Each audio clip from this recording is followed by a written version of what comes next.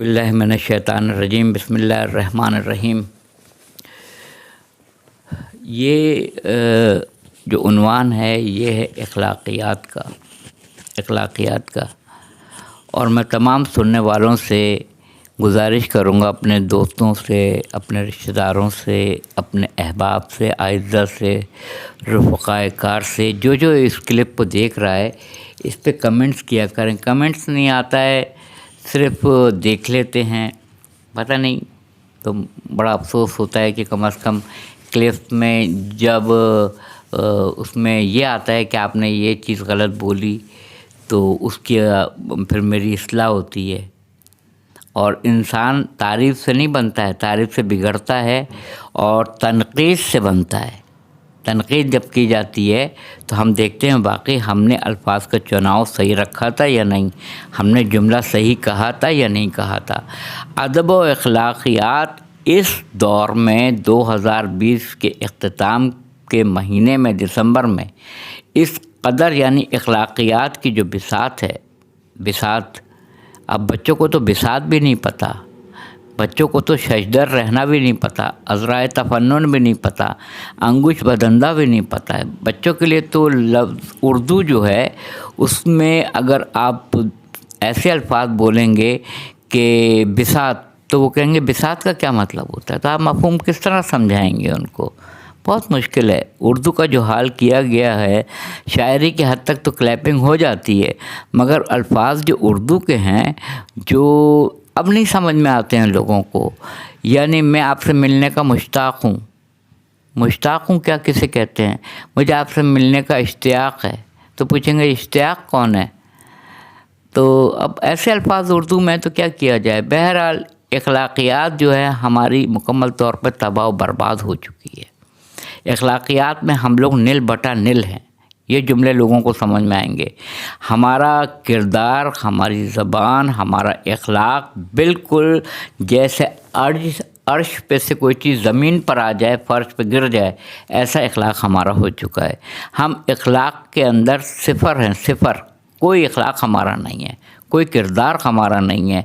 ہم کس طرح سے اپنے بزرگوں سے بات کریں ہم بھول چکے ہیں، کس طرح سے اپنے بڑوں کا احترام کریں ہم بھول چکے ہیں، ہم کس طرح سے اپنے والدین کی رسپیکٹ کریں یہ آج کی نئی نسل بھول چکی ہے۔ ہم بھی اپنے دور میں پڑھا کرتے تھے، مانا کہ تعلیم کا یہ سٹینڈرڈ نہیں تھا کہ لوگ BBA کر رہے ہیں، MBA کر رہے ہیں، لوگ چارٹرڈ اکاؤنٹنسی کر رہے ہیں، لوگ کرتے تھے، مگر آج کل تعلیم کا معیار بہت بلند ہو گیا ہے، بہت بلند ہو گیا، کمپٹیشن بہت زیادہ بڑھ گیا ہے، اور اتنی موٹی موٹی فیس اس کی 80 ہزار سیمسٹر کی، 90 ہزار والدین جب دیتے ہیں تو انہی بچیوں کو جب کہیں جاب ملتی ہے بڑی مشکل سے تو ان کو 25,000 30,000 25,000 30,000 اس پہ لاکھوں روپے لگنے والی کوالیفیکیشن کے اوپر۔ تو ایک دن میری کال لگی تھی ٹیلی ویژن کے اوپر، تو میں نے ان سے، وہ ایجوکیشن سے وابستہ تھے، ان سے براہ راست میں نے سوال یہ کیا تھا کہ اتنی اعلیٰ اور عرفہ تعلیم لینے کے بعد کوئی شخص جو ہے ڈاکٹری کر رہا ہے، اس کو ملازمت ہی نہیں مل رہی ہے تو 30,000 35,000 بس۔ کوئی بچہ MBA کر رہا ہے، کوئی اعلیٰ تعلیم حاصل کر رہا ہے، اس کو تنخواہ مل رہی ہے جناب کتنی، کوئی فارمیسی کر رہا ہے تو اس کو تنخواہ مل رہی ہے 25,000 30,000 35,000، لاکھوں روپیہ والدین نے لگا دیے، لاکھوں روپے لگ گئے۔ پہلی بات تو جاب ملے گی بھی نہیں۔ اب تو یہ سینیریو کورونا کا آ گیا ہے کہ جاب سے لوگ نکالے جا رہے ہیں۔ امریکہ میں جا کے دیکھ لیجئے، نیوز پڑھ لیجئے، وہاں سے کتنے کروڑ لوگ جاب لیس ہو چکے ہیں۔ دوسرے ممالک سے میں لوگ، UAE دیکھ لیجئے، کتنے لوگ آپ کے اپنے ہیں جو آپ کے وطن واپس آ گئے ہیں، کتنے ایسے لوگ ہیں جو جاب سے انٹرنیشنل سطح پہ، عالمی سطح پہ کتنی جاب سے لوگ، کیونکہ کاروبار نہیں ہے، بزنس نہیں ہے، چاہے عرب ممالک ہوں، چاہے یورپین کنٹری ہو، چاہے امریکہ ہو، جس کو آپ دیکھ لیں، چاہے ایشیا کے ممالک ہو، ان سب کو آپ دیکھ لیجئے کہ وہاں جاب کی کیا حالت ہے۔ جاب لوگوں کو نہیں مل رہی ہے، لوگ بھر کے اپنا CV بھیجتے ہیں، کہیں سے رپلائی نہیں آتا ہے۔ اگر سورس لڑائی جاتی ہے تو اس کو پورا ہونے میں بھی سالوں لگ جاتے ہیں، اور اگر قسمت سے وہاں سے آپ کا انٹرویو ہوتا ہے، سلیکشن بھی ہو جاتی ہے، تو تنخواہ آپ کی 30-35 ہزار ہے۔ تو میں نے ان سے یہی پوچھا تھا ٹی وی کے اوپر، مجھے یہ بتائیے اس سے زیادہ پیسہ تو میرے آفس میں جو چائے پلاتا ہے، جو وہاں پہ مطلب ٹی بوائے ہے، جو وہاں کا میسنجر ہے، جو اسٹاف کو چائے پلاتا ہے، اس سے زیادہ پیسہ لیتا ہے، اس سے زیادہ۔ حالانکہ یہ سارے کوئی 14 سال سے، کوئی 15 سال سے، یہ سب ایڈ ہاک بیسس پہ ٹیمپریری کام کر رہے ہیں۔ ان کو کوئی چھٹیاں سال کی نہیں ہیں، ان کو کوئی الاؤنسز نہیں ہیں، ان کو کوئی بینیفٹس نہیں ہیں۔ ایک لم سم اماؤنٹ ہے جو ان کو اکاؤنٹ میں مل جاتا ہے، اس پر بھی دن رات ان کو کھٹاتے ہیں، دن رات کھٹتے ہیں، مگر ان کا کوئی پرسان حال نہیں ہے۔ کیا ہمارے پرائم منسٹر پہ یہ ذمہ داری نہیں ہے؟ کیا ہمارے سندھ کے جو چیف منسٹر ہیں ان پہ یہ ذمہ داری نہیں ہے؟ کیا یہ اسٹیٹ بینک کے گورنر پر ذمہ داری نہیں ہے کہ جو بچے یا جو بچیاں پڑھ لکھ کے اعلیٰ تعلیم حاصل کر کے پیسہ جو ہے ایک طرف نوٹ پہ لکھا ہوتا ہے رزق حلال عین عبادت ہے، وہ جو رزق حلال کماتے ہیں، اب تو پہلے ایک شخص کماتا تھا 10 کھاتے تھے، میرے والد کماتے تھے، ہم لوگ سب کھاتے تھے اور اس پہ بھی بچ جاتا تھا۔ مگر اس قدر مہنگائی کا دور ہے کہ میاں بیوی بھی اگر کما رہے ہو تو گھر چلنا مشکل ہو جاتا ہے۔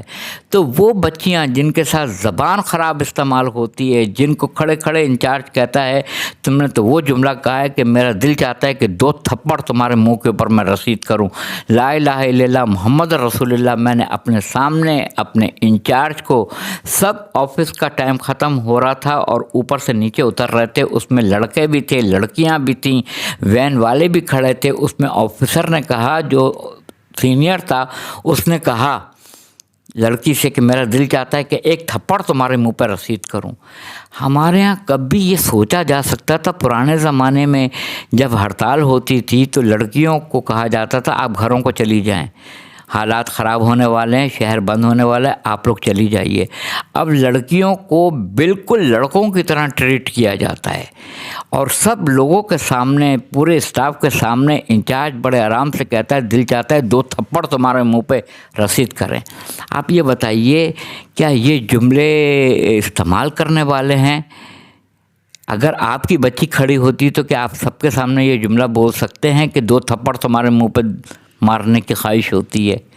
تو تم اپنے لیے، دوسروں کے لیے وہی پسند کرو جو تم اپنے لیے پسند کرتے ہو۔ حدیث ہے، تم دوسرے کے لیے وہی چیز کو پسند کرو جو اپنے لیے پسند کرتے ہو۔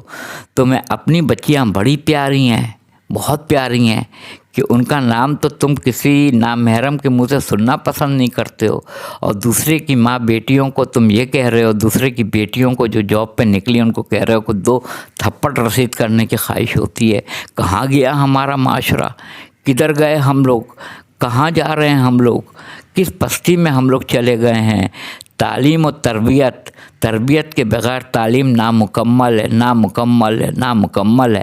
اگر وہ بڑے سے بڑا تعلیم یافتہ ہے اور گاڑی کھولنے کے بعد، سوٹ پہننے کے بعد، ٹائی لگانے کے بعد بھری ہوئے روڈ کے اوپر گاڑی روکتا ہے اور دروازہ کھولتا ہے اور پیک پھینکتا ہے، سارا شجرہ حلب و نسب کھل کے آ جاتا ہے، سارا اخلاق ختم ہو جاتا ہے۔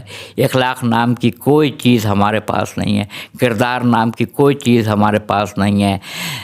ہمارے پاس تنگ دستی ہے، بیماریاں ہیں، مفلسی ہے، غربت ہے، بدتمیزی ہے۔